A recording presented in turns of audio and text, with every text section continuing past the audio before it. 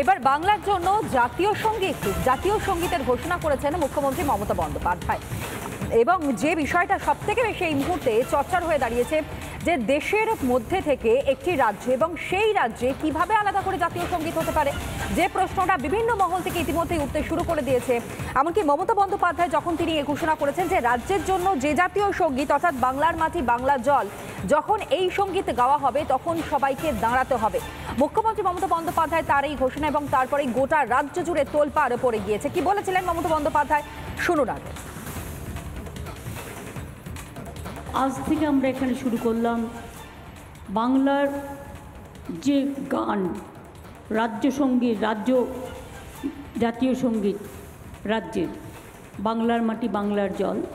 আজকে এখান থেকে শুরু হলো। সবাইকে অনুরোধ করব, এই গানটি যখন করবেন ঠিক জনগণ মন অধিনায়কের মতো সবাই কিন্তু উঠে দাঁড়াবেন এবং সম্মান জানাবেন। মমতা ব্যানার্জি সেই বক্তব্য আপনাদের সামনে আমরা তুলে ধরলাম। বাংলার আলাদা জাতীয় সঙ্গীত, সেই প্রশ্ন ইতিমধ্যেই তার বক্তব্য সামনে আসার পর উঠতে শুরু করে দিয়েছে। রাজ্যের আলাদা জাতীয় সঙ্গীত কিভাবে হতে পারে? দেশের জাতীয় সঙ্গীত থাকতে বাংলায় আলাদা নিয়ম?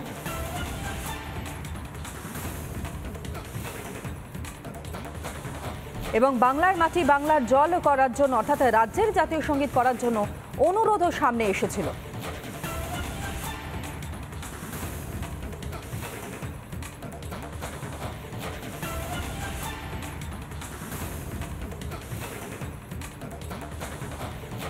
বাংলার মাটি বাংলার জল তাকে রাজ্যের জাতীয় সঙ্গীত করার ঘোষণা। এবং গতকাল যখন মুখ্যমন্ত্রী মমতা বন্দ্যোপাধ্যায় তিনি ঘোষণা করেন, এমনকি গান গাওয়ার সময় উঠে দাঁড়াতে হবে বলেও ঘোষণা করেছেন মুখ্যমন্ত্রী মমতা বন্দ্যোপাধ্যায়। এর আগেও একটি কমিটি গঠন করা হয়েছিল এবং সেই কমিটিতেই প্রস্তাব রাখা হয়েছিল বাংলার মাটি বাংলার জল এই গানটিকে যাতে রাজ্যের জাতীয় সঙ্গীত করা হয়। এবং তারপরই গতকালের এই ঘোষণা।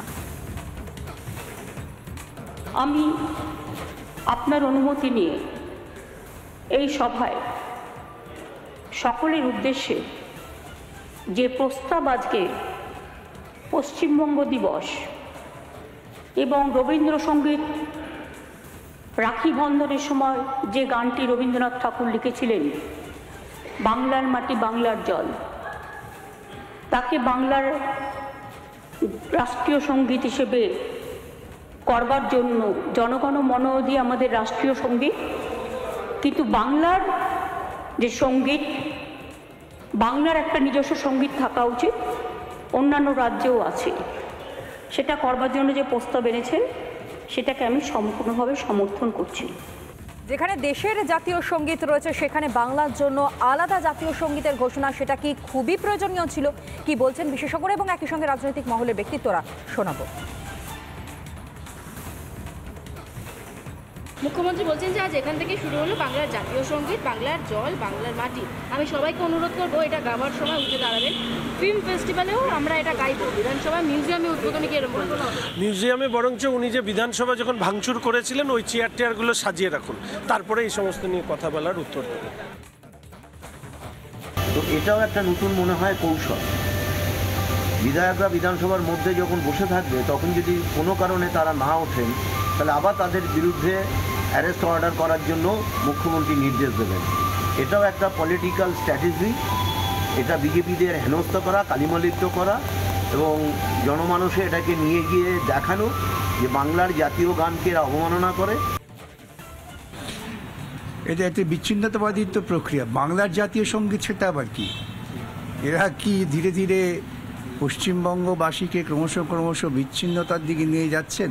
না, এটা বামফ্রন্টের বিরুদ্ধে চক্রান্ত করে দার্জিলিংয়ে গোর্খারাজ, জঙ্গলমহল রাজ, উত্তরবঙ্গে কামতাপুরী রাজ, এই সমস্ত তৈরি করতে গিয়ে এখন গোটা রাজ্যটাকে ছিন্ন বিচ্ছিন্ন করে দিয়েছেন। একটা রাজ্যের ক্ষেত্রে জাতীয় সঙ্গীতের কথা বলে মুখ্যমন্ত্রী নিজের মুখ্যমন্ত্রীর জায়গাটাকে একটা স্ট্যান্ড আপ কমেডিয়ানের জায়গায় নিয়ে চলে যাচ্ছে। এখন মুখ্যমন্ত্রী যদি স্টেট অ্যানথেম বলতেন সেটা ঠিক আছে, অনেক স্টেটে এরকম অ্যানথেম বিষয়টা আছে, কিন্তু রাজ্যের জন্য জাতীয় সঙ্গীত এবং তার জন্য সেটার জন্য উঠে দাঁড়াতে হবে এবং আইন প্রণয়ন হবে, এই ধরনের কথাবার্তা যেগুলো উনি বলছেন সেগুলো প্র্যাকটিক্যালি হয়তো মুখ্যমন্ত্রী বিষয়গুলো মানে খুব একটা বালখিল্যের একটা কথাবার্তা বলছেন, নয়তো মুখ্যমন্ত্রী এটা খুব সুদূর প্রসারী চিন্তাভাবনা থেকে বলছেন।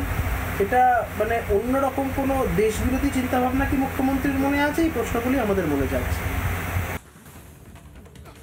আমাদের পশ্চিমবঙ্গ রাজ্যের জাতীয় সঙ্গীত ধারণাটা হচ্ছে অনেকটা সোনার পাথরবাটির মতো। কারণ আমরা জানি যে ভারতবর্ষের মতো যুক্তরাষ্ট্রীয় একটা কাঠামোয় বহু রাজ্যের সমন্বয়ে আমাদের এই গোটা দেশ বা রাষ্ট্র, ফলে সেই রাষ্ট্রের একটা আলাদা সঙ্গীত থাকতে পারে, কিন্তু রাজ্যের সঙ্গীত সেটা জাতীয় সঙ্গীত হবে এই ধারণাটা, আবারও বলছি, খুব গোলমেলে ধারণা।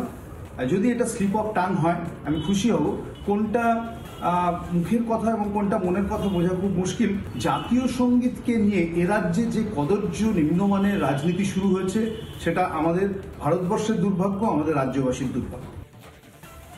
ভারতবর্ষের মতো একটা সার্বভৌম রাষ্ট্রে একটা রাজ্যে যদি জাতীয় সঙ্গীত আলাদাভাবে ভাবার কথা কেউ চিন্তা করতে পারে, তার মানসিক ভারসাম্য নিয়ে আমার একটা বিরাট সন্দেহ রয়েছে। এবং সম্ভবত ভারতের সংবিধান অনুযায়ী কোনো ব্যক্তি নির্বাচনে তখনই লড়তে পারেন যখন তিনি সাবালক বা সাবালিকা হবেন এবং ওনার মানসিক ভারসাম্য থাকবে। তো এখানে একটা বড় প্রশ্নচিহ্ন উঠে যেতেই পারে যে উনি সাংবিধানিকভাবে কোনো রাজ্যের প্রধান থাকতে পারবেন কিনা, কারণ এটা মানসিক ভারসাম্যহীনতার লক্ষণ। চতুর্দিক থেকে ভয়াবহ চাপ, আদালত থেকে, ইডি থেকে শুরু করে জনগণের উপর। এবার এই চাপটাকে সরানোর জন্য উনি খুব স্টান্টে বিশ্বাস করেন, গমক গিমিকে বিশ্বাস করেন, কিন্তু সেটার জন্য ভারতবর্ষের জাতীয় সঙ্গীতকে নিয়ে যদি কেউ টানাটানি করতে হয়, তাহলে বলতে হবে হয় ওনার মানসিক ভারসাম্য হারিয়েছেন, অথবা উনি বিরোহী হয়ে রাষ্ট্রের বিরুদ্ধে একটা বাংলার জন্য নতুন কোন রাষ্ট্রের চিন্তা ভাবনা করছেন। রাজ্যের জাতীয় সঙ্গীত ব্যাপারটা খুব সোনার পাথরবাটির মতো লাগছে আমার। রাজ্যের থিম সং তবু মানা যেতে পারে যে এই রাজ্যের পরিচায়ক হিসেবে একটা গান, কিন্তু দেশের জাতীয় সঙ্গীত হয় এবং তাকে শ্রদ্ধা জানায় গোটা দেশবাসী। সেখানে রাজ্যের আলাদা করে একটা জাতীয় সঙ্গীত এবং সেটা গাইবার জন্য উঠে দাঁড়াতে হবে, এটা তো খানিকটা বিচ্ছিন্নতাবাদ তৈরি করে দেবে। থিম সং হিসেবে যদি উনি বলে থাকেন তাহলে সেটা মান্যতা দেওয়াই যায়, কিন্তু রাজ্যের জাতীয় সঙ্গীত আলাদাভাবে অফিসিয়ালি ডিক্লেয়ার করা অদ্ভুত টাইপের লাগলো আমার। এটা জানি না এটা কতটা ফলপ্রসূ হবে। আমি জানি না মমতা ব্যানার্জি সব কিছু আলাদা করতে চাইছে ভারতের বাইরে। হ্যাঁ, সব কিছু আলাদা, বাঙালি বলে বাঙালিকে ভারত থেকে আলাদা করছেন। যে বাঙালি ভারতের স্বাধীনতা থেকে আরম্ভ করে ভারতের শিক্ষা সংস্কৃতি বিরাট অবদান রেখেছে, তাকে আলাদা করছেন। আর কিছু অশিক্ষিত, অর্ধশিক্ষিত, গুন্ডা, বদমাস, মাতাল নিয়ে তিনি পার্টি চালাচ্ছেন, তাদের নিয়ে নাচাচ্ছেন। যেমন কলেজের অর্বাচীন ছেলেদের সামনে জয় বাংলা বলে প্রস্তাব নিয়ে নেন যে হ্যাঁ বাংলা হয়ে গেছে। সেরকম জাতীয় সঙ্গীত আলাদা হয় নাকি? তাহলে পার্লামেন্ট আলাদা করুন, সংবিধান আলাদা করুন, এটাই বোধহয় উনি চাইছেন। দেশের মানুষ অত সহজে চাইবে না। এই বিচ্ছিন্নতাবাদী শক্তিকে বামপন্থী থেকে বিদায়ী করেছে, আর যারা রাজনীতির মধ্যে থেকে গণতন্ত্রের সুযোগ নিয়ে জিতে এসে দেশের গণতন্ত্রকে ক্ষতবিক্ষত করছেন, একতাকে সংহতি ক্ষতবিক্ষত করছেন, তাদেরকে আগামী নির্বাচনে পুরোপুরি হিসাব দিয়ে বুঝিয়ে দেবে। বিধানসভায় দাঁড়িয়ে আলোচনার জন্য এই প্রস্তাব সামনে রেখেছিলেন মুখ্যমন্ত্রী মমতা বন্দ্যোপাধ্যায় এবং তারপর গতকাল ঘোষণা করেছেন তিনি রাজ্যের জাতীয় সঙ্গীত হিসাবে বাংলার মাটি বাংলার জলকে, আর তাকেই কটাক্ষ করেছেন রাজ্যের বিরোধী দলনেতা শুভেন্দু অধিকারী। শুনুন বক্তব্য।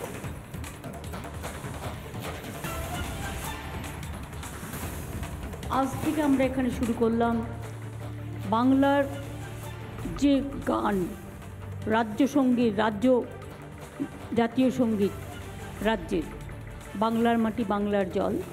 আজকে এখান থেকে শুরু হলো।